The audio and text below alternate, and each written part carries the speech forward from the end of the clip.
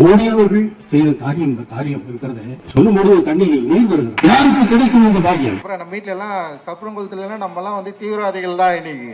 அந்த லெவலுக்கு இன்னைக்கு பயங்கரமா போயிட்டு இருக்குது. முக்கியமான நாள் நான் ஃபீல் பண்றேன். கால மேல கால போடு ராமன குலமே மேலே ஏறு கால வரும் ஏறு ரத்தமே. தீவிரவாதி நான் சொன்னா அப்படின்னு சொல்லுவாங்கன்னா அவர் மூளை பேர் ஓபன் பண்ணி கேளுங்க. அந்த மூளையில எந்த செல் அப்படி சொல்லுச்சு, அந்த செல் என்ன ஜாதி, அந்த செல் என்ன மதம். அவர் இசை உலகத்திலே எப்படி ஒரு உச்சமான இசை ஞானியாக ஒரு பக்கம் இருக்கிறாரோ, அதற்கு நேர் எதிராக அரசியலிலே ஒரு ஞானசூன்யமாக இருக்கிறார். இளையராஜாவை பொறுத்தவரையில அவருக்கு அரசியல் அறிவு என்பது அறவே இல்லைன்னு நான் சொல்றேன். 150 வயலின் வாசிக்க சொல்லுவார். அப்படி பல கருவிகளை வாசிக்கக்கூடிய ஒரு பெரிய ஆர்கெஸ்ட்ரா லைவா பண்ணக்கூடிய ஒரு ஆற்றல் பெற்றவர் மேஸ்ட்ரோ. அவ்வளவு கருவிகளை எல்லாம் வாசித்தவர் ஒரே ஒரு ஜால்ராவை மட்டுமே வாசிக்கக்கூடிய இடத்திற்கு சேர்ந்திருக்கிறார் என்பது காலத்தினுடைய ஒரு மாபெரும் விபத்து. மோடிக்கு ஒரு லாலி பாடுகிறார் என்பது அவருடைய மரியாதை அவரை குறைத்துக் கொள்கிறார். அவர் தன்னை ஏதோ ஒரு தேவலோகத்திலிருந்து வந்த ஒரு தேவகுமாரனை போல தன்னைத்தானே அவர் கருதி கொள்கிறார். அவர் பாடினால்தான் இளையராஜா, பேசினால் அவரும் ஒரு எச் ராஜாவான்.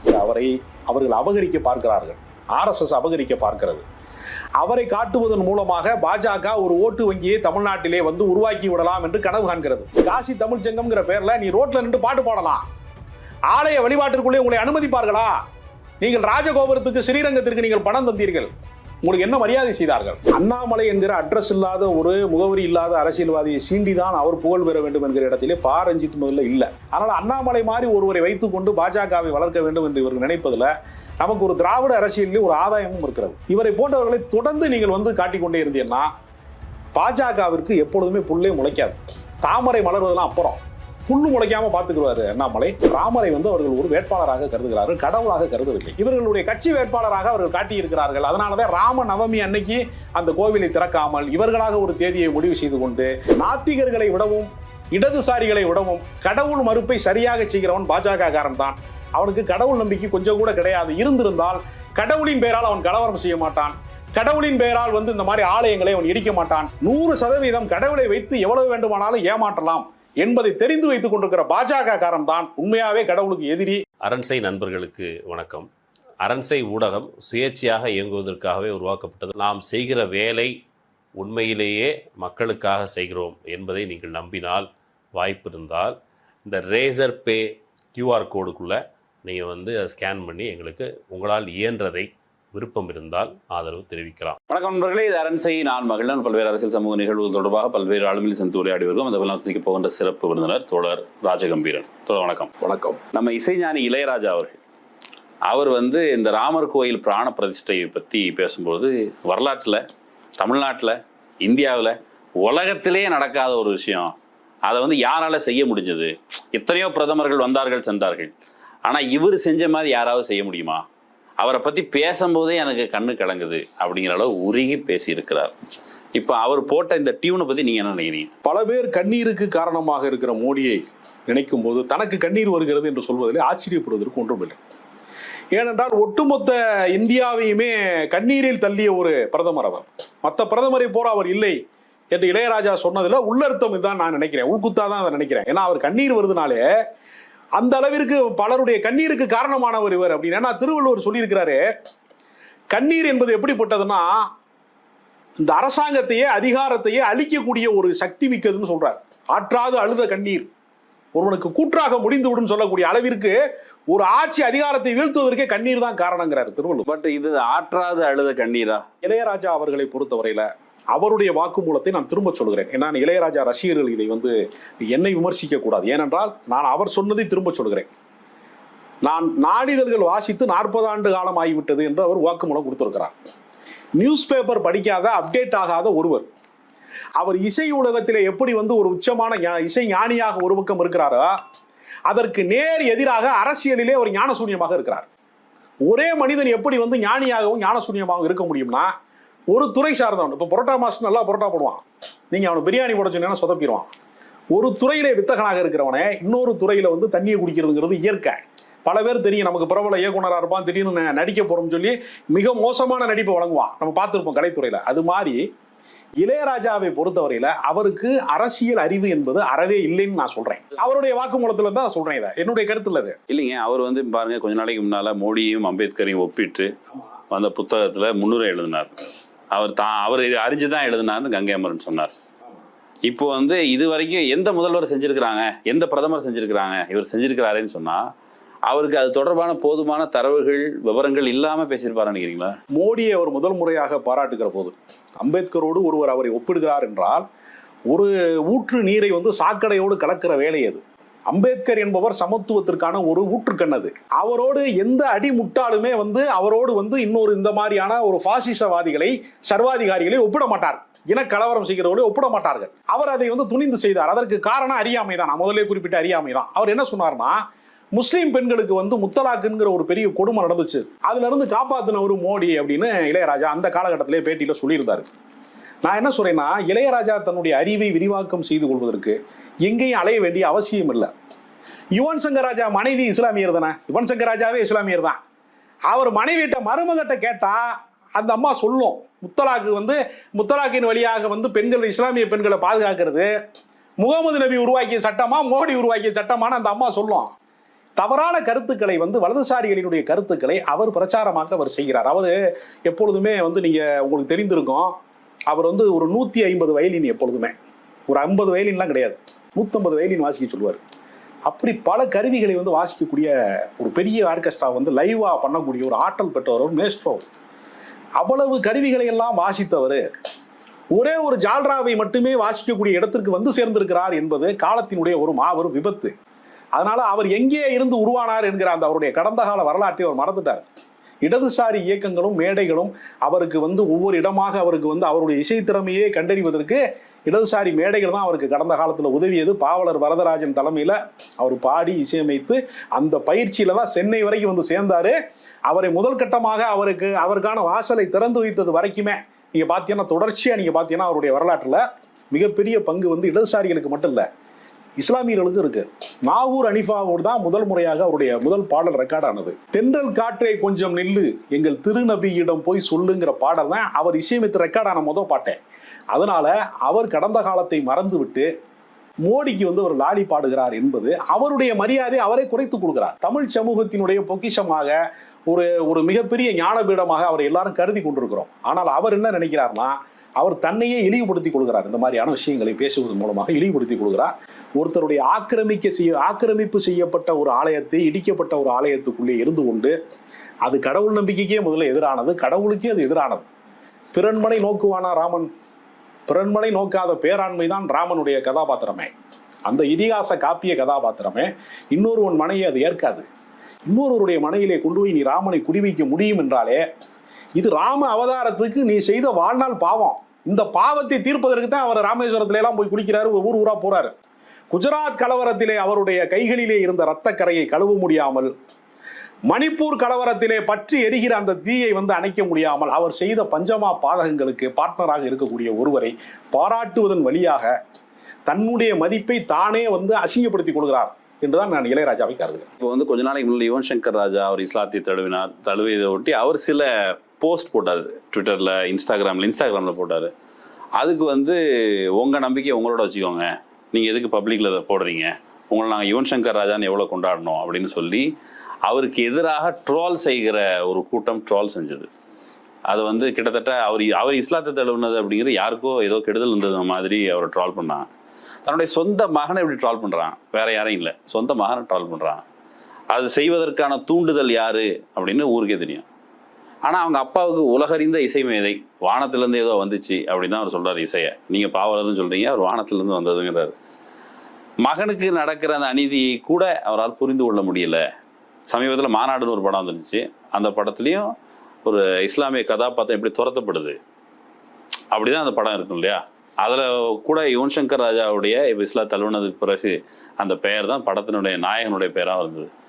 இந்த விவரம் கூட தெரியாம இருக்கிறாரு. வெறும் நீங்க அறியாமை, அவருக்கு அரசியல் அறியாமை அப்படி சொல்றீங்களே, அப்படி புரிஞ்சுக்க முடியுமா? யுவன் சங்கர் ராஜா இஸ்லாத்தை ஏற்று உலகத்தினுடைய தலைமை ஆலயம் என்று இஸ்லாமியர்களால் போற்றி வணங்கத்தக்க இடத்திலே இருக்கக்கூடிய காபா என்று சொல்லக்கூடிய மெக்காவிலே போய் அவரால் தொழுகை நடத்த முடிகிறது. ஆன்மீகத்திலே மிகப்பெரிய நம்பிக்கை கொண்டிருக்கிறோம் என்று சொல்லுகிற இளையராஜாவிற்கு கருவறையிலே போய் வழிபடுவதற்கான உரிமை இருக்கிறதா, அதிகாரம் இருக்கிறதா? அவர் நம்புகிற அந்த ஆன்மீகத்தின் வழியாக அவரை தெருவிலே நின்று பாட்டு பாட சொல்வார்கள். நீ காசி தமிழ் சங்கம்ங்கிற பேர்ல நீ ரோட்ல நின்று பாட்டு பாடலாம், ஆலய வழிபாட்டிற்குள்ளே உங்களை அனுமதிப்பார்களா? நீங்கள் ராஜகோபுரத்துக்கு ஸ்ரீரங்கத்திற்கு நீங்கள் பணம் தந்தீர்கள், உங்களுக்கு என்ன மரியாதை செய்தார்கள்? எனவே வீட்டுக்குள்ளே போகிற போது செருப்பை வாசலிலேயே கலற்றி வைப்பது போல நீங்கள் இவ்வளவு பெரிய மகா கலைஞனாக, இசைக்கலைஞனாக இருக்கிற உங்களையே தலித் என்பதற்காகத்தான் இந்த ராஜ்யசபாவை தருகிறோம் என்று அவர்கள் சான்றிதழை கொடுத்தார்கள். ஆனால் நீங்கள் தலித் என்று உங்களை பார்த்து சொன்ன குணசேகரன் மீது நீங்கள் மான நஷ்ட வழக்கு போட்டீர்கள். கோடிக்கணக்கான ரூபாய் எனக்கு தர வேண்டும் என்று வழக்கு போட்டீர்கள். ஆனால் கொஞ்சம் கூட மானம் வெக்கமே இல்லாமல் அந்த ராஜ்யசபா பொறுப்பை ஏற்றுக்கொண்ட நீங்கள், அன்றைக்கு இருந்த மானத்திற்கும் இன்றைக்கு இது மானக்கேடாக கருதாது போனதற்கும் இருக்கிற இந்த இடைவெளி, எது இந்த இடைவெளி எட்டு நிரப்புது? நம்ம இருக்கக்கூடிய இந்த யதார்த்த உலகத்திலே இளையராஜா எப்பொழுதுமே இருந்தது கிடையாது. அவர் 40 ஆண்டு காலத்துக்கு முன்புதான் அவர் ஒரு சராசரி மனிதனாக இருந்தார். அவர் தன்னை ஏதோ ஒரு தேவலோகத்திலிருந்து வந்த ஒரு தேவகுமாரனை போல தன்னைத்தானே அவர் கருதி கொள்கிறார். அவர் பாடினால்தான் இளையராஜா, பேசினால் அவரும் ஒரு எச் ராஜா தான். திரைத்துறையில் இருக்கிறவங்க பலரும் பேசும்போது இளையராஜாவுக்கு இதுல இருக்கிற பங்கு, அதை விடுவிக்கிற ஒரு போக்கு இருக்குது. நான் ஏன் சொல்றேன்னா, அவருக்கு ராஜ்யசபா சீட்டு கொடுத்துருக்காங்க. அவர் இந்த உலகத்தில் தான் இருக்கிறார். இந்த உலகத்தில் இருக்கிற ஒரு ராஜ்யசபா சீட்டை பெற்றுக்கொள்கிறார். இல்லை எனக்கு வேண்டாம், நான் பத்திரிகை படிக்கிறது இல்லை, ராஜ்யசபா சீட் வாங்கி நான் என்ன பண்ண போறேன் அப்படின்னு சொல்லல. யதார்த்த உலகத்தில் சஞ்சரிக்கிறார், யதார்த்த உலகத்தில் கிடைக்கிற அந்த சுகதுக்கங்களை அனுபவிக்கிறார். அப்படிங்கிற பொழுது அதில் அவர் அறியாமை அப்படிங்கிறது அவர் விடுவிக்குதோ அப்படின்னு எனக்கு தோணுது. அது அவரை விடுவிப்பது அல்ல. அவர் முழுக்க முழுக்க தமிழர்களின் சொத்தாக இருக்கிற அவரை அவர்கள் அபகரிக்க பார்க்கிறார்கள். RSS அபகரிக்க பார்க்கிறது. அவரை காட்டுவதன் மூலமாக பாஜக ஒரு ஓட்டு வங்கியை தமிழ்நாட்டிலே உருவாக்கி விடலாம் என்று கனவு காண்கிறது. அதற்கு அவர் ஒரு அரைவேக்காடாக இருக்கிற காரணத்தினால, ஆஃப் ஆயிரா இருக்கிற காரணத்தினால அவர் உடன்படுகிறார்.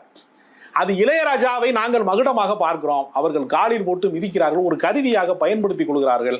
அதை அவர் உணராமல் இருக்கிறார் என்கிற அடிப்படையில் அவருடைய வயோதிகம், அவருக்கு இருக்கக்கூடிய இன்றைய சூழல்ல அவரால் அதை முழுமையாக உள்வாங்க முடியவில்லை. அவருக்கு அரசியல் விழிப்புணர்வு இல்லாததான் அதற்கு காரணங்கிறத தான் நான் அறியாமை என்கிற வார்த்தையில். இளையராஜா ஒருவேளை அவர் பாட்டு பாடியிருக்கிறார், இரவுகளை நீங்க அவர் ரொம்ப நீளமா போயிடாம பார்த்துருக்கிறார் அப்படின்னு பலரும் சொல்ல கேட்டிருக்கிறேன். அவர் ஒரு வேளை இப்போ தமிழ்நாட்டில் அவர் எலெக்ஷன்ல நிப்பாட்டுதுன்னு வச்சுக்கோங்க பிஜேபி. அப்போ சிவாஜி கணேசனுக்கு என்ன தேர்தலிலே முடிவு ஏற்பட்டதோ, ஒரு மகா கலைஞனாக இருக்கக்கூடியவனை எந்த நடிகனோடும் ஒப்பிட முடியாத உயரத்திலே இருப்பதாக கருதப்பட்ட சிவாஜி கணேசனுக்கு தேர்தல் முடிவு என்ன தந்ததோ அதே முடிவை தமிழ்நாட்டு மக்கள் இளையராஜாவுக்கு தருவார். ஏன்னா ஒரு வரலாறு இருக்கிறது. வாணியம்பாடி முழுக்க தேர்தலிலே இடைத்தேர்தலிலே ஒரு முறை நாகூர் ஹனீஃபா நிறுத்தப்பட்டார். வாணியம்பாடி முழுக்க இஸ்லாமியர்களுடைய தொகுதி. அவர் தெருவாக பாட்டு பாடினார். அவரை தெருவில் விட்டு வேறொருவனுக்கு ஓட்டு போட்டு ஜெயிக்க வைத்தார்கள். அதனால பாட்டை ரசிப்பார்கள். ஆனால் ரசிப்பது என்பது வேறு, வசிப்பது என்பது வேறு என்று கைவிட்டு விடுவார்கள். இப்ப தமிழ்நாட்டுல நம்ம சாயல்ல ஒருத்தர் இருக்காருப்பா, நம்ம நிறத்துல இருக்கிறார் அப்படின்னு சொல்லி கொண்டாடி உச்சாணி கும்பு வைக்கப்பட்ட ரஜினிகாந்த். நீங்க 92 இந்த பாபரி மஸ்ஜித் இடிப்பை ஒட்டி தான் பாஷான்னு ஒரு படம் வருது. அதுல பாஷாங்கிற பெயரோடய அவர் வர்றார். பெரிய வெற்றி கொடுத்த அந்த படம். அந்த பாஷா இப்போ போயிட்டு ஏற்கனவே அங்க யோகி ஆதித்யநாத் காலில் விழுந்தாரு. இப்போ ராமர் கோயிலுக்கு போயிட்டு வர்றார். தான் இஸ்லாமியர்களின் உற்ற நண்பன் என்பது அவ்வப்போது அவர் சொல்லிட்டு இருக்கிறாரு. நான் அப்படிலாம் இருக்க மாட்டேன் அப்படின்ட்டு. ஆனா இப்ப திரும்ப போயிட்டு என்னுடைய பெரும் பாக்கியம்ங்கிறாரு மசூதிக்கு, அந்த நம்ம ராமர் கோயிலுக்கு போயிட்டு வந்ததை. அவருக்கு 92ல என்ன நடந்ததுன்னு தெரியும் தானே. திரையுலகத்தினர் எல்லாத்துக்கும் இந்த ஒரு கன்செஷன். அவங்க என்னங்க பாவங்க, சினிமாவில் இருக்கிறாங்க, சினிமாக்காரனை சினிமாவை பாருங்க, அவங்கள்ட்ட எக்ஸ்ட்ரா எதிர்பார்க்காதீங்கன்னு சில ஆலோசனைகள் வருது. அப்படிதான் இருக்கணுமா? அவர் அரசாங்கத்தினுடைய விளம்பர தூதராக பல இடங்களில் வேலை செய்திருக்கிறார். உதாரணத்திற்கு நீங்க பண மதிப்பு நீக்கத்திலே எல்லாரும் திண்டாடி கொண்டிருந்த ஒரு புதிய இந்தியா பிறந்து விட்டது என்று அவர் பேசினார். அது அவரின் குரல் தானா என்பது நமக்கு சந்தேகமாக இருந்தது. தூத்துக்குடியிலே போய் மக்களை சந்திக்கிற போது இங்கு வேற சில தீவிரவாத சக்திகள் உள்ளே வந்து விட்டார்கள், சமூக விரோதிகள் உள்ளே வந்து விட்டார்கள் என்று பேசினார். நீ யார் என்று ஒருவன் கேட்டபோது அவர் திகைத்து நின்றார். அப்ப அவர் அரசின் குரலாக, அதிகாரத்தின் குரலாக அவ்வப்போது சினிமாவில் கொடுக்கிற டைலாக்கை பேசுவதோடு இல்லாமல் ஆளுகிற அரசாங்கங்கள் கொடுக்கிற டைலாக்கையும் அவர் அவ்வப்போது பேசி இருக்கிறார். அவருக்கென்று அது சொந்த கருத்தாக நம்ம எடுத்துக்கொள்ளவே முடியாது. ரஜினிகாந்தை பொறுத்தவரையில அவர் அவ்வப்போது வேறு சில பேருக்கு பின்னணி குரலாக அவர் மாறுகிறார். அதிகாரத்தின் குரலாக அவர் எப்பவுமே இருந்திருக்கிறாரு. அவர் நாளைக்கு ராகுல் காந்தி இந்தியாவுக்கு பிரதமராக வந்தால் புதிய இந்தியா பிறந்து விட்டது என்று மீண்டும் சொல்வார். ராகுல் காந்திக்கு முதல் ஆளாக வாழ்த்து சொல்வார். ரஜினிகாந்தை பொறுத்தவரையில் அவருக்கு எந்த அரசியலும் இல்லை. அவர் எப்பொழுதுமே அதிகாரத்தின் குரலாக நீடிப்பார். ராஜீவ் காந்தி பிரதமராக இருந்த போது அமிதாப் பச்சன் போன்றவர்கள் எல்லாம் எங்கே இருந்தாங்க? இன்னைக்கு ராமர் கோயிலுக்கு போறாங்க இல்லையா, அவங்க எல்லாம் யாரா இருந்தாங்க? அன்னைக்கு ராஜீவ் காந்தி பக்கம் தானே இருந்தாங்க. இவர்கள் எப்பொழுதுமே என்னன்னா, ஒரு மகாராஜாட்ட ஒரு மந்திரி வேலை செய்யறாரு. மகாராஜா திடீரென்று சாப்பிடும் போது இந்த கத்திரிக்காய் ரொம்ப சுவையா இருக்கிறது, ரொம்ப பிஞ்சு கத்திரிக்காய் அழகா இருக்கு, ரொம்ப ருசியா இருக்கு அப்படின்னு சொல்லும்போது மந்திரி, ஆஹா உலகத்துல இந்த மாதிரி டிஷ் கிடையாது மன்னரே அப்படின்னு மந்திரி சொல்லிட்டே இருக்கும்போது தொடர்ச்சியா சாப்பிட்டு அவருக்கு டயர்ட் ஆயிடுச்சு. கத்திரிக்காயை கைவிட்டார். என்னையா அதெல்லாம் ஒரு காயா, ரொம்ப சலிப்பாயிருச்சு அவருக்கு. அப்போ ஒரு மந்திரிட்டு அதே மாதிரி சொல்லியிருக்காரு, இது இனிமே வேணாயா அப்படின்னு சொல்லும்போது, அதெல்லாம் ஒரு காயாங்க, முதல்ல தூக்கி வெளியே போடுங்க முதல்ல அப்படின்னு மந்திரி வந்து சொல்றாரு. இதை கவனித்து கொண்டிருந்த அவருடைய மந்திரியோட உதவியாளர் கேட்கிறாரு, என்னையா நீ அன்னைக்கு அப்படி பேசுனேன், இன்னைக்கு இப்படி பேசுறேன்னா, நான் வேலை வாய்ப்பது வந்து மன்னர்கிட்ட தான் வேலை பார்க்கறேனே தவிர நான் கத்திரிக்காய்ட்ட வேலை பார்க்கல, அதனால நான் கத்திரிக்காயை புறக்கணிக்கிறேன் அப்படின்னு சொல்றாரு. இந்த மன்னரிடம் வேலை பார்க்கிற அந்த அமைச்சரோட மனநிலை என்னவோ அதே மனநிலை தான் ரஜினிகாந்த் மனநிலை. நீங்க இவ்வளவு சொல்றீங்களே, இதே இளையராஜா என்ன செஞ்சாரு? கலைஞர் அவர்கள் தான் வந்து எனக்கு இசைஞானின்னு பட்டம் கொடுத்தாரு, எனக்கு என்னோட பேரு ஞான தேசிகங்கிறது அவருக்கு எப்படியோ தெரிஞ்சிருக்கு, ஞானத்தினால தெரிஞ்சிருக்கு அப்படின்னு பேசினாரா இல்லையா? அப்ப இவர்கள் எல்லாருமே ஒரே வரிசையில தான் வர்றாங்க. அதிகாரத்தின் குரலாக இவர்கள் இருக்கிறார்கள். இவர்கள் எல்லாருமே அரண்மனை நாய்களாக வாழ ஆசைப்படுகிறார்கள். சுயமாக அவர்களுக்கு என்று எந்த தனித்துவமோ தனிப்பட்ட தத்துவமோ கோட்பாடுகளோ எதுவுமே அவர்களுக்கு இருந்ததில்லை. தம்பி ராமையா, KS ரவிக்குமார், இன்னும் பலர் இதே அவங்க வந்து நேரடியா போகலனாலும் ரொம்ப புகழ்ந்து பாடுங்க திரையுலகத்தினர். இப்ப தமிழ் திரையுலகத்திலிருந்து பெரிய அளவுல கண்டெஸ்டோ எதிர்ப்பு வரல, வெகுச்சிலர், அவங்கள பத்தி நான் பின்னாடி சொல்றேன். ஆனா கேரளால கணிசமானோர் அரசியல் சாசனுடைய முகவுரை அந்த பகுதியை தங்களோட ப்ரொஃபைல்ல வைக்கிறது. நடிகர் சுஸ்மிதா சென் அவங்க வந்து உலக அழகின்னு பட்டம் பெற்றாங்க. ஆனா இப்போ வந்து வெறுப்பு எங்க நாட்டை ஆளாது அப்படிங்கிற மாதிரி சொல்லி அவங்க இந்தியன் கான்ஸ்டியூஷன் வைக்கிறாங்க. இது அங்கங்கே நமக்கு பார்க்கும்போது நம்ம நடிகர்களே பேசுகிறாங்கன்னு தோணுது. தமிழ்நாட்டு நடிகர்களை கொண்டாடுறோம், அவங்க நம்முடைய வில்லன்களுக்கு எதிராக போராடுவாங்கன்னு சொல்கிறோம். ஆனால் அந்த ஹீரோக்கள் யாரும் இப்படியான நெருக்கடி இல்லை அப்படி எதுவும் வாய் திறக்கவே மாட்டாங்களே. தமிழ்நாட்டு மக்கள் என்னதான் இந்த நடிகர்களை பற்றி நினைக்கிறது? பாஜகவை சேர்ந்த ராம சீனிவாசன் என்கிற ஒரு பிரமுகர் வந்து அவர் வசிக்கிற பகுதியில் இருக்கக்கூடிய ஒரு பள்ளிவாசலுக்கு போய் இந்த ராமர் கோவில் திறப்பு விழாவுக்கான இன்விடேஷனை பாஜக காரர்கள் ஒரு 10 பேரை அழைத்து கொண்டு தொழுகை நேரத்திலே போய் இங்க இருக்கக்கூடிய முதியோர்கள் தொழுகை பண்ணி வெளியே வரும்போது அவர் போய் வாசலில் நின்று அவர் கொடுக்குறாரு. அவர்கள் உள்ளே வர வச்சு அதை வாங்கிக்கிட்டாங்க. வந்தவர்களை அவமதிக்க கூடாது என்பதற்காக பள்ளிவாசலினுடைய நிர்வாகிகள் அந்த பத்திரிகையை வந்து அழைப்புதலை பெற்றுக்கொண்டது என்ன விதமான நாகரிகம் என்று கருதினார்களோ அதே இடத்திலே தான் இந்த சினிமா நடிகர்கள் அத்தனை பேருமே இருக்கிறார்கள். ஆனால் அவர்களுக்கு இருக்கிற பிரச்சனை என்னன்னா, வருமானத்திற்கு அதிகமாக சொத்து வைத்திருக்கிறது, கணக்கில் காட்டாத பணம் வைத்திருக்கிற ஏதாவது ஒன்றிலே ஆபத்து வந்து விடுமோ என்பதற்காக தாங்களாகவே முந்திக் கொண்டு அவர்கள் மோடி வாழ்க என்றோ இது போல சிறந்தது எதுவுமே இல்லை என்றோ அவர்களாக சொல்லிக் கொள்கிறார்களே தவிர தனிப்பட்ட முறையில் இதுதான் அவர்களின் கருத்தா என்று கேட்டால் நிச்சயமாக இருக்காது. ஏன்னால் தம்பி ராமையா போன்றவர்களோடு நான் வந்து திரைப்படங்களில் பணிபுரிந்திருக்கிறேன். அவருக்கு அந்த மாதிரியான கீழ்மையான பண்பு அவர் கிடையாது. அதனால இவர்கள் ஏதோ ஒரு மறைமுகமான அச்சத்தின் காரணமாக இப்படி பேசி திரிகிறார்கள். தனிநபர்களை விட்டுரும், பொது போக்க கேட்கிறேன். திரைக்கலைஞர்களை வந்து நம்மளை காக்க வர்றாங்க, 2 படம் நடிச்சுட்டா உடனே இவங்க முதலாக போறாங்க அப்படின்னா இப்படியான ஒரு சூழல்ல நீங்க வாய்ஸ் அவுட் பண்ணும் இல்லையா? அப்படி எதிர்பார்க்க கூடாதா? ஒரு ரசிகரா கேட்கிறேன், எதிர்பார்க்கலாமா கூடாதா அவங்க கிட்ட? அதாவது ரேஷன் கடையிலே வரிசையில் நிற்கிறவனுக்கும் அரசு பள்ளிக்கூடத்திலே படிக்கிறவனுக்கும் தான் இந்த பிரச்சனை, அதாவது ஒரு அரசியலினுடைய யதார்த்த பிரச்சனை தெரியுமே தவிர வருமான வரியை ஏமாற்றி கொண்டிருக்கிற பஞ்சமா பாதகங்களில் தானும் ஒரு பார்ட்னராக இருக்கக்கூடிய நடிகர்களும் மேட்டுக்குடியாக வாழ்கிறவர்களிடத்திலே போய் ஏன் எனக்காக குரல் கொடுக்கவில்லை என்றால் அது அவர்கள் வேறு வர்க்கத்திலே இருக்கிறார்கள், அவர்கள் வேறு வசதி வாய்ப்பிலே இருக்கிறார்கள். அவர்கள் யாரின் குரலாக இருக்கிறார்கள் என்றால் அவர்கள் ஏன் அதிகாரத்தின் குரலாக இருக்கிறார்கள்? அவர்கள் வந்து மற்றவர்களை விடவும் மிதமிஞ்சிய ஒரு இடத்திலே அவர்கள் இருக்கிறார்கள். எனவே அவர்களிடமிருந்து நமக்கான விடுதலை எதிர்பார்ப்பு என்பது நம்ம தான் ஜனநாயகத்தை வந்து தவறாக புரிந்து கொண்டிருக்கிறோம். அவர்கள் சரியாக இருக்கிறார்கள், எந்த வர்க்கத்திற்கு வேலை செய்கிறார்களோ சரியா இருக்கிறாங்க. மக்களுக்கான விடுதலையை பேசுகிறவர்கள் இவர்கள் போன்ற கூத்தாடிகளையோ கோமாளிகளையோ நான் ஒப்புக்கொள்ளக் கூடாது என்பது நமக்கு விழிப்புணர்வு அடைவதற்கான நல்வாய்ப்பாக தான் இருக்கிறது. கமலஹாசன் அவர் சினிமா துறையில் இருக்கிறார், நீண்ட காலமாக பகுத்தறிவாளர் என்று அறியப்பட்டவர். அவர் வந்து பாபரி மஸ்ஜித் இடிப்பை பற்றி முன்னாடி ஒரு தடவை ஒரு பேட்டியில் பேசும் பொழுது பாபரி மஸ்ஜிதாகட்டும், வேளாங்கண்ணியா இருக்கட்டும், அல்லது தஞ்சை பெரிய கோவிலாகட்டும், அது எங்களுடைய சொத்து, எங்கள் கட்டிடம், அதில் கை வைப்பதற்கு எவனுக்கும் உரிமை இல்லை. பாபரி மஸ்ஜித் இடித்த போதும் அவர் வந்து மெழுகுவத்தி ஏந்தி அந்த போராட்டத்தில் அவங்களை கலந்துக்கிட்டாரு. அவரை மாதிரி ஆட்கள் அவருக்கு மட்டும் எப்படி பேச முடியாது? அவர் ஹேராம்னு ஒரு படம் எடுக்கிறாரு, இது எப்படி சாத்தியமாகுது? வரும் கமலஹாசனுக்கு வருமான வரித்துறையோ அமலாக்கத்துறையோ வந்து வென்று கொண்டு போவதற்கான போதுமான சொத்துக்களை வந்து அவர் வந்து கணக்கில் காட்டிய சொத்துக்களை மட்டும் வைத்திருக்கிறார். அது ஒரு மிக முக்கியமான ஒரு காரணம். இப்ப திருமாவளவன் வந்து சனாதன எதிர்ப்பு பேசுகிற போதெல்லாம் எப்படி அவரால் பேச முடிகிறது என்று மற்ற அரசியல் கட்சி தலைவர்கள் வந்து பல பேர் வந்து வியப்பாக பார்க்கிறார். அதற்கு என்ன காரணம்னா, திருமாவளவனுக்கு என்று தனியாக குடும்பமோ வந்து தனியாக சேமிப்போ வந்து பெரிய அளவில் இல்லை, எல்லாமே வந்து ட்ரஸ்ட்ல தான் இருக்கு. அவரே வந்து அவர் அலுவலகத்துல ஒரு ஆளாக தான் தங்கி இருக்கிறாரு, அதனால அவரால் அது பேச முடிகிறது. அதனால கமலஹாசனை பொறுத்தவரையில இந்த கருத்தியலில் அவர் உறுதியாக இருப்பதற்கு என்ன காரணம்னா, அவருக்கு மடியில் கனமில்லை என்று நான் நம்புகிறேன். ஒண்ணு. இரண்டாவது, கமலஹாசன் என்னதான் வந்து இஸ்லாமிய விருப்ப படங்களை கூட அவர் சர்வதேச பட அந்த நிதி அளிப்புக்காக வேண்டி சில பேருடைய ஃபைனான்ஸ்க்காக வேண்டி அப்படிலாம் எடுத்து கொடுத்தாலும் கூட அவர் ஒரு காங்கிரஸ் குடும்பத்திலே இருந்து வந்தவர் என்கிற காரணத்தினாலையும் மக்கள் நீதி மையம் வந்து ஓரளவுக்கு வந்து மக்களை சென்றடைய முடியாத ஒரு சூழ்நிலையில அதை பாஜகவிடம் விற்பதற்கு, பேக்கேஜா விற்பதற்கு சில பேரங்கள் பேசினார்கள். பேரங்கள் பேசியவர்களை எனக்கு தனிப்பட்ட முறையில் தெரியும். பேக்கேஜா கேட்டாங்க. அவன் பேக்கேஜ் கேட்டாங்க, அந்த கோம்போ ஆஃபர்லாம் கேட்டாங்க. அதுல வந்து அவர் உடன்பட மறுத்துட்டாரு. அவருக்கு ராஜ்யசபா தர்றோம்னு பேசினாங்க. திருமாவளவனுக்கு கூட மத்திய அமைச்சர் தர்றோம்னு பொன் ராதாகிருஷ்ணன் பலமுறை அவருடைய அலுவலகத்தின் வாசலில் வந்து காத்து கிடந்தார். ஏனென்றால் இவர்கள் தான் வந்து விநாயகர் சதுர்த்திக்கு வந்து தூக்கிட்டு போறதுக்கான ஆட்களாக இருக்கிறார்கள், ஒடுக்கப்பட்ட மக்கள் தான் இருக்கிறாங்க. இவர்களை அடியாட்களாக மாற்றிவிட்டால் அரசியல் செய்வது எளிதாகிவிடும், மத பிரச்சனையை நம்ம எளிதாக தூண்டி விடலாம் என்பதற்காக தலித்து மக்களை குறிவைத்து வந்து பாஜக வந்து தமிழ்நாட்டிலே பல வேலை திட்டங்களை செய்தார்கள். திருமாவளவன் உடன்பட மறுத்தார், சனாதன எதிர்ப்பு பேசினார். அதனாலதான் வந்து மற்ற தலித் அமைப்புகளை சார்ந்தவர் தங்களை தலித் என்றே சொல்லக்கூடாது என்று சொல்லுகிற தலித் தலைவர்களுக்கு பக்கத்திலே போய் கிருஷ்ணசாமி போன்றவர்களை விலை போன வெள்ளாடுகளை பூரா அவர்கள் விலைக்கு வாங்கி கொண்டார்களே தவிர, அதில் கமலஹாசனும் வந்து பேரம் பேசப்பட்ட போது பாஜகவினுடைய அரசியல் நமக்கு வேண்டாம் என்று உறுதியாக ஒரு முடிவெடுத்தார். அந்த முடிவெடுத்த காரணத்தினாலதான் அவர் இந்தியா கூட்டணி பக்கம் வந்திருக்கிறார். கமலஹாசன் மீது எனக்கு ஏகப்பட்ட விமர்சனங்களை நான் வைத்திருக்கிறேன். ஆனால் இந்த விஷயத்திலே அரசியல் என்று வருகிற போது கமலஹாசன் எப்பொழுதுமே வகுப்புவாதத்திற்கு பின்னால், வலதுசாரிகளுக்கு பின்னால் போக மறுக்கிறார். அவர் வந்து கடந்த காலங்களிலே கண்டித்திருக்கிறார் என்பது மட்டுமல்ல, இன்றைக்கு அந்த நிலைப்பாடு அவரோடு நீடித்திருக்கிறது. அவர் நினைத்திருந்தால் எப்பொழுதோ பாஜக பக்கம் போயிருக்கலாம். அவருக்கு ராஜ்யசபா வழங்குவதற்கு ஒரு தயாராக. இயக்குனர் ரஞ்சித் அவருடைய தயாரிப்புல வெளிவர இருக்கிற ப்ளூ ஸ்டார் திரைப்படம் அவனுடைய ஆடியோ வெளியீட்டு விழாவில் அவர் பேசும் பொழுது, இன்னைக்கு நம்ம நிற்கிற நாள் இருக்குல்ல, அந்த நாள் வந்து ரொம்ப முக்கியமான நாள்.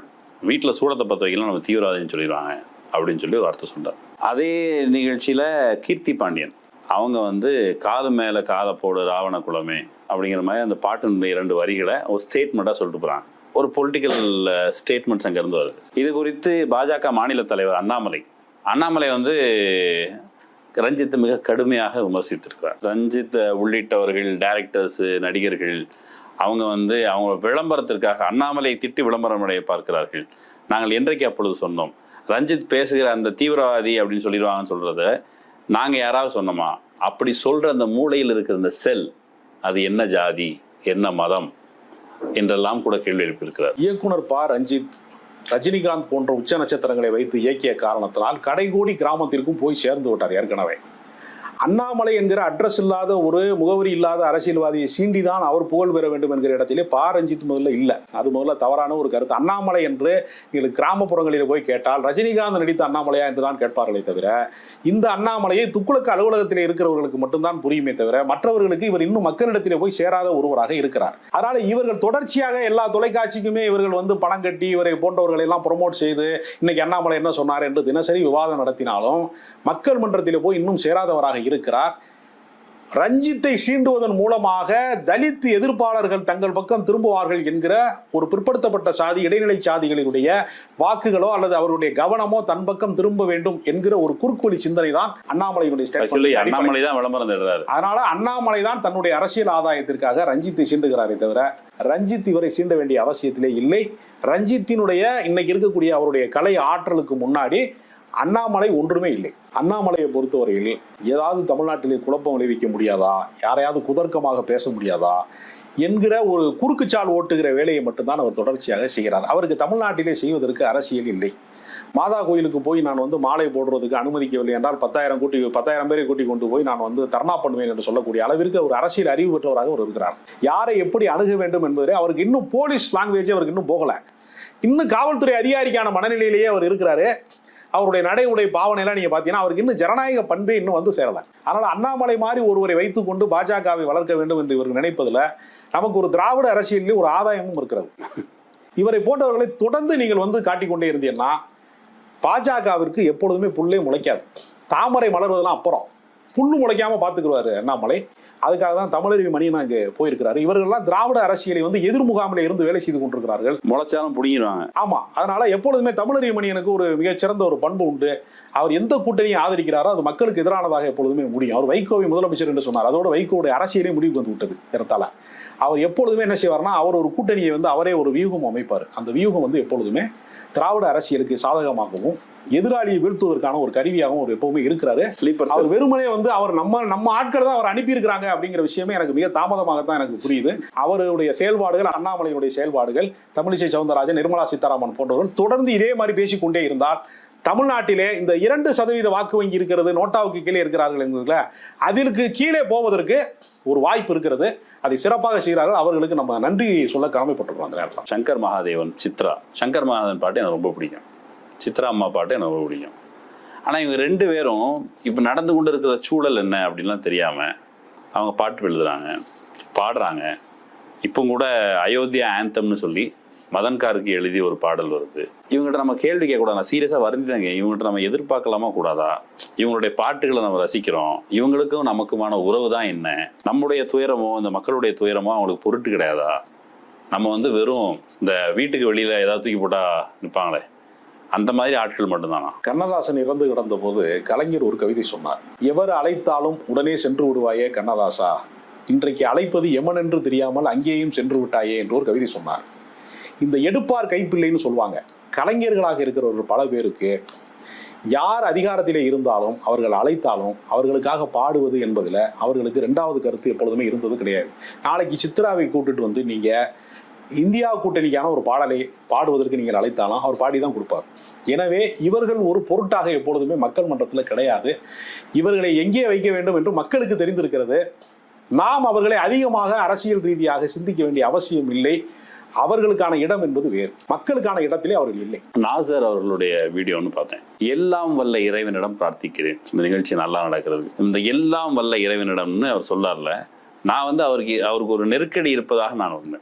அந்த வீடியோ பார்க்கும்போது அவருக்கு ஒரு நெருக்கடி இருக்குது, அல்லது இதை நீங்கள் கண்டிப்பாக பேசி ஆகணும் அப்படிங்கிற மாதிரியான ஒரு பிராண்டிங்க்கு எப்படி இளையராஜா வேற மாதிரி பயன்படுத்துகிறாங்களோ அவரை வந்து அவருடைய பெயர் காரணத்துக்காக அவரை அணுகி இது நீங்கள் பேசுங்க அப்படின்னு சொல்லியிருப்பாங்கன்னு தோணுச்சு. இது இப்படி நிர்பந்தப்படுத்துறது, அப்படி நிர்பந்தம் நடந்திருக்கும் நீங்கள் நினைக்கிறீங்களா?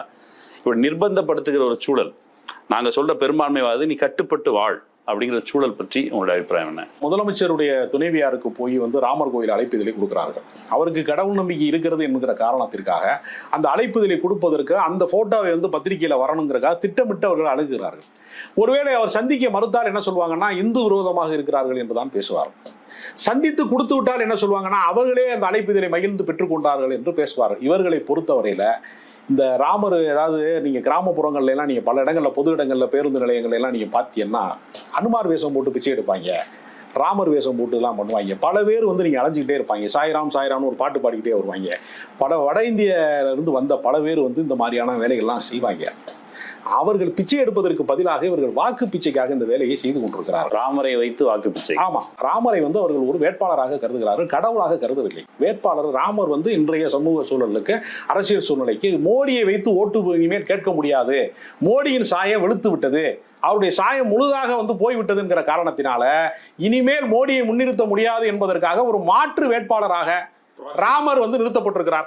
அவர் கடவுள் அந்தஸ்திலே இருந்து இவர்களுடைய கட்சி வேட்பாளராக அவர்கள் காட்டியிருக்கிறார்கள். அதனாலதான் ராம நவமி அன்னைக்கு அந்த கோவிலை திறக்காமல் இவர்களாக ஒரு தேதியை முடிவு செய்து கொண்டு அந்த ராமனை வந்து பிரதிஷ்டை செய்வதற்கு கூட ராமருக்கு கூடுதல் இம்பார்ட்டன்ஸ் கிடைச்சிடக்கூடாது. ஆமா, அதை வந்து கவனமாக இருக்கிறார்கள். எனவே ராமர் என்பது வேறு யாரும் அல்ல, மோடி தான் வந்து ராமருடைய அவதாரம் என்று சொல்லாத ஒரு குறையை வந்து வைத்திருக்கிறார்கள். எனவே இவர்கள் இப்படி எல்லாம் செய்வதன் மூலமாக இவர்கள் ஒரு கவனம் பெறுவதற்கு ஆசைப்படுகிறார்கள். நான் என்ன சொல்றேன்னா, எல்லாம் வல்ல இறைவனுடைய அருளானது நல்லா நடக்கட்டும்னு சொன்னார்னா, நாசர் சொன்னார்னா, அவர் ஒரு இஸ்லாமியர் என்பதற்காக வலிந்து போய் அவருடைய அழைப்புகள் கொடுத்திருக்கிறார்கள். ராமர் கோயில் கட்டுவதற்கே இஸ்லாமியர்களுடைய இடம் தானே பயன்பட்டு இருக்கிறது. அதனால அவர் ஒரு நன்கொடையாளர் என்கிற கொடையாளிங்கிற அடிப்படையில் அந்த வம்சத்தை சேர்ந்தவர், அவன் இடத்தை கொடுத்தவர் அப்படிங்கிறப்ப அவர் வந்து ஒரு உபயதாரராக அந்த இடத்துல மாறுறாரு. அவருடைய பாபரினுடைய அருளால தான் இன்னைக்கு ராமர் கோயில் கட்டப்பட்டிருக்கிறது. அவருடைய இடத்துல தானே கட்டியிருக்காங்க. அந்த இடத்தின் மீது வழிபாட்டு உரிமை உண்டு என்பது சரி. ஆனா இங்க இருக்கிற இஸ்லாமியர்கள் யாரும் பாபரின் வழித்தோன்றல் கிடையாது இல்ல? நிச்சயமா கிடையாது. அதுவே கட்டுக்கதை தானே. அதாவது என்னன்னா, மசூதி இடிக்கப்பட்ட இடத்திலிருந்து 3 கிலோமீட்டர் தள்ளி தான் கோயிலே கட்டியிருக்கான். அப்ப அவனுக்கு நன்றாக தெரிந்திருக்கிறது அந்த இடத்துல வந்து எதுவுமே இல்லை அப்படிங்கிறது அவனுக்கு தெளிவா தெரிந்திருக்கிறது. எனவே நாத்திகர்களை விடவும் இடதுசாரிகளை விடவும் கடவுள் மறுப்பை சரியாக செய்கிறவன் பாஜக காரன் தான். அவனுக்கு கடவுள் நம்பிக்கை கொஞ்சம் கூட கிடையாது. இருந்திருந்தால் கடவுளின் பெயரால் அவன் கலவரம் செய்ய மாட்டான். கடவுளின் பெயரால் வந்து இந்த மாதிரி ஆலயங்களை அவன் இடிக்க மாட்டான். கடவுளின் பெயரை சொல்லிக்கொண்டு ஆட்சி நடத்துகிறோம் என்று சொல்லிக்கொண்டு மணிப்பூரில் இருக்கக்கூடிய பெண்களை பாலியல் வன்முறை செய்திருக்க மாட்டான், கலவரம் செய்திருக்க மாட்டான், தேவாலயங்களை உடைத்திருக்க மாட்டான், ரத்த ஆறு ஓடுவதற்கு அனுமதித்திருக்க மாட்டான், குஜராத் கலவரங்களை தூண்டியிருக்க மாட்டான். 100% வந்து கடவுள் மறுப்பாளர்கள் யார் என்று சொன்னால் திராவிடர் கழகமோ இடதுசாரி இயக்கங்கள் இருக்கிறவர்களோ கம்யூனிஸ்டுகளோ அல்ல. 100% கடவுளை வைத்து எவ்வளவு வேண்டுமானாலும் ஏமாற்றலாம் என்பதை தெரிந்து வைத்துக் கொண்டிருக்கிற பாஜக காரன் தான் உண்மையாவே கடவுளுக்கு எதிரி, பக்தர்களுக்கு யார் எதிரி என்று கேட்டால் தீகாக்காரன் கிடையாது. நிச்சயமாக கடவுளின் பெயரால் எவன் ஏமாற்றுகிறானோ, கடவுளின் பெயரால் எவன் ஓட்டு பிச்சை பெறுவதற்காக வேண்டி இந்த நாட்டினுடைய சமத்துவத்தை சீர்குலைக்கிறானோ, சமத்துவத்தை சீர்குலைக்கிறானோ, அந்த நல்லிணக்கத்திற்கு எதிரிகளாக இருக்கக்கூடிய இந்த பாஜக, விஸ்வ இந்து பரிஷத் போன்ற இந்த சங் பரிவாரங்கள் தான் கடவுளுக்கு எதிரானவர்கள் என்பதை பக்தர்கள் புரிந்து வைத்திருக்கிறார்கள். அதற்கான தக்க பாடத்தை வருகிற தேர்தலிலே அவர் காட்டுவார். ஒருவேளை ராமர் இன்று வந்தால் மோடிட்ட என்ன சொல்வாரு? கொஞ்சம் அப்பா எனக்காக நீ கோயில் கட்டப்பா அப்படின்னு கொஞ்சுவாரா, அல்லது வேற ஏதாவது அவர்கிட்ட சொல்லுவாரா? ராமருடைய காப்பியத்தை படித்தவன் என்கிற முறையிலே நான் சொல்கிறேன். அவர் சரையூ நதியிலே விழுந்து தற்கொலை செய்து கொண்டார். ராமருக்கு தற்கொலை செய்து கொண்டவர்களுக்கான ஆலயம் என்பதே கூட ஆகம விதிகளுக்கு எதிரானது என்று சொல்கிறார்கள் பக்தர்கள். எனவே அரசியல் தற்கொலை செய்வதற்கு பாஜக தயாரானதற்கு பின்னால் தான் ராமர் கோயிலை கட்டி இருக்கிறார்கள். அவருக்கு சரையூ நதி இருப்பதை போல 2024 தேர்தல் தான் பாஜகவினுடைய சரையூ நதி. அவர்களின் அரசியல் தற்கொலை உறுதி செய்யப்பட்டு. அந்த அளவில் அந்த நேர்காணல் நிறைவு செய்யலாம். நீங்க போதுமான அளவு பரவலா எல்லாரையும் நம்ம கவர் பண்ணிட்டோம் நினைக்கிறேன். அந்த பிரபலங்களிடம் நீங்க எவ்வளவு எதிர்பார்க்கணும் அப்படின்னு இருக்குது. நீங்க ஒரு சௌரியத்துக்கு எதிர்பார்த்துட்டு அவங்ககிட்ட போய் நீங்க கேட்டுக்கிட்டு இருந்தீங்கன்னா அது சரி கிடையாது அப்படிங்கிற அளவில் தான் நான் புரிஞ்சுக்கிறேன். மக்கள் மன்றத்தில் மக்கள் என்ன சொல்லலாம்னு பார்க்கலாம். இன்னொரு வாய்ப்பில் பேசுவோம். ரொம்ப நன்றி நண்பர்களே. இன்னொரு வாய்ப்பில் சந்திக்கலாம். நன்றி.